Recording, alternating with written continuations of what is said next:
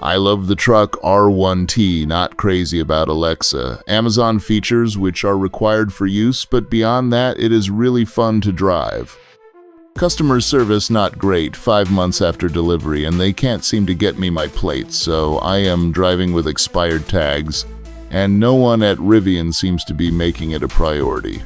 Rivian sold a truck advising us to never close the truck bed cover. No fix yet. About 7 months later, batteries won't charge. 350 kilowatts charger couldn't charge truck. Rivian Service Center is so backed up, they can't even look at it for 10 days. Will be it weeks or months before we have a truck that works again? How long will fix last? Also, Rivian self-drive is far worse than other manufacturers' product. On many roads, including highways with clear lane strips, driver cannot activate self-drive. Both other brands we own don't have those problems. Will Rivian be here in 5 years? I wouldn't buy again. I am a month in on ownership, and it has been a great experience, with the overall quality as well as the excellent performance. Well worth my 3-year wait. Extremely quiet on the highway, but has tons of power for acceleration. Corners amazingly well considering it is a pickup truck. I cannot think of a better vehicle, considering its versatility and power. Update: 4 months into ownership, and I am very glad I placed a pre-order in 2019 for this amazing vehicle. It has exceeded my expectations in its speed, handling, ride comfort, and practicality. It is not perfect. As others have written, the lack of phone interface is unfortunate, and my electric tonneau bed cover is glitchy. They told me a fix is being worked on, so they were upfront about that, but I am pleased with the other features. No issues with fit and finish. The storage in the front trunk and gear tunnel are great. The seats are very comfortable, and I have great headroom and legroom, needed at 6'6".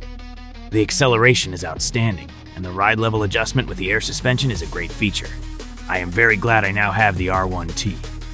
Like many, I assume, I bought the Rivian wall charger with my R1T. I had it installed on its own 60 amp breaker within a 200 amp panel. It worked nearly flawlessly for a month, occasionally losing its Wi-Fi connection and appearing offline. After a month, suddenly the vehicle would charge for 15 minutes, then the charge indicator would turn red and I'd get a charging error. I would unplug, try again, turn off the breaker to the charger, try again, etc. IT would take all day to get a small partial charge. I contacted support and spent hours rebooting the vehicle and the charger until it completely stopped recognizing being plugged in. I had to take pictures of the plug and socket, etc. before escalating the service request. They couldn't figure out whether it was the truck or charger. Eventually, I troubleshot it myself. I had no trouble using the local fast DC or level 2 chargers, my juice box 32 amp at my cabin, and the portable Rivian charger worked fine too. So it was obviously the charger. I asked for service. They then insisted that I take photos of the inside of my electrical panel, zoom in on the circuit breaker, open the Rivian charger and photograph it. It worked fine for a month, then failed, but their explanation is that it's wired incorrectly. I bought a 48 amp juice box instead and had it installed on the same circuit. It's been working flawlessly for months and never loses its Wi-Fi connection. I can control the schedule, it logs every charging session, appears more reliable, but cost $800. I've contacted Rivian multiple times since. They've promised a refund my Rivian charger purchase, but I need to wait for an email for instructions to return it. It's been months. I get the runaround every time. They've even claimed that they accidentally filled out the wrong form. More than a week ago, only after I threatened doing what I'm doing now, warning others of the reality of ownership, did I get a returned phone call. He was very pleasant and apologetic and assured me that he would personally follow up to be sure I got the email with return instructions either that day or the next. Again, it never happened. It has cost me so much time to chase the promised refund, and it's only $500, so I'm going to give up. I'm going to toss the charger in the dumpster because I'm sick of having it take up space in my tight garage, and I'm sick of the aggravation of repeatedly asking them to follow through. I love the truck. It's a truly awesome vehicle. Despite a few bugs, I've driven it on several 700 GL 1 mile road trips. However, the support experience is horrendous when compared to traditional new vehicle ownership. I just wanted it fixed, but I had to do the legwork, the troubleshooting, and eventually buy the replacement part myself. I want to warn others so that they think carefully about the type of ownership experience they want when spending $85K on a vehicle. Just pray you don't need service after they have your money. Customer support is not defined in Rivian's dictionary.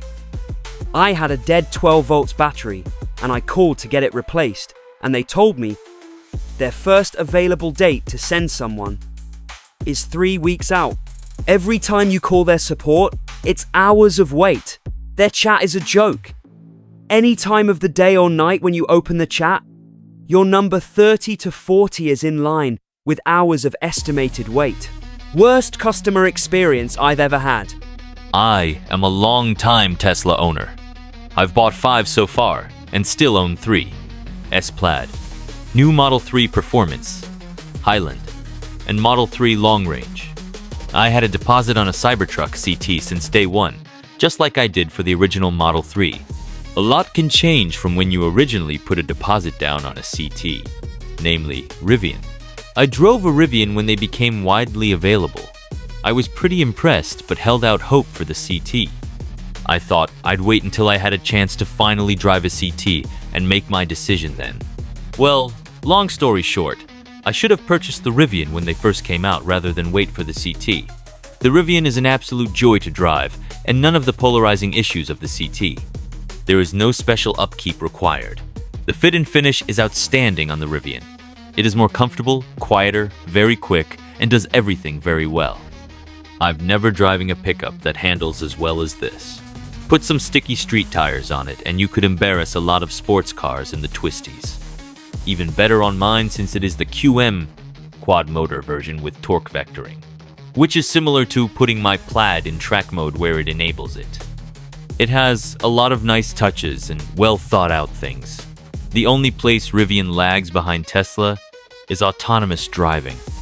FSD is a mixed bag on my Teslas, and I still don't think it is ready for prime time, but it is clearly superior to anything Rivian has. As for basic autopilot on Tesla, I think the Rivian is pretty close there. In some ways better, some ways worse. One thing I love about Rivian is the adjustable brake regen. The standard mode is pretty comparable to Tesla's one and only choice. Used to be more. The high regen on the Rivian is really stout. I've owned a lot of pickups, and my last and most favorite, until now, was a Ram 1500 turbo diesel. A very nice riding truck and a great interior. It was reliable, efficient, comfy, and a great daily driver. As good as it was, the Rivian is better in almost every way other than bed length. The stock 4.5 bed on my Rivian is more than adequate. It is one of the best EVs I've ever owned, and one of the best vehicles ICE or otherwise I've owned. I thought I'd also try SUVs even though I had a CT on order. So I drove the current crop of those, and of course, the Rivian R1S.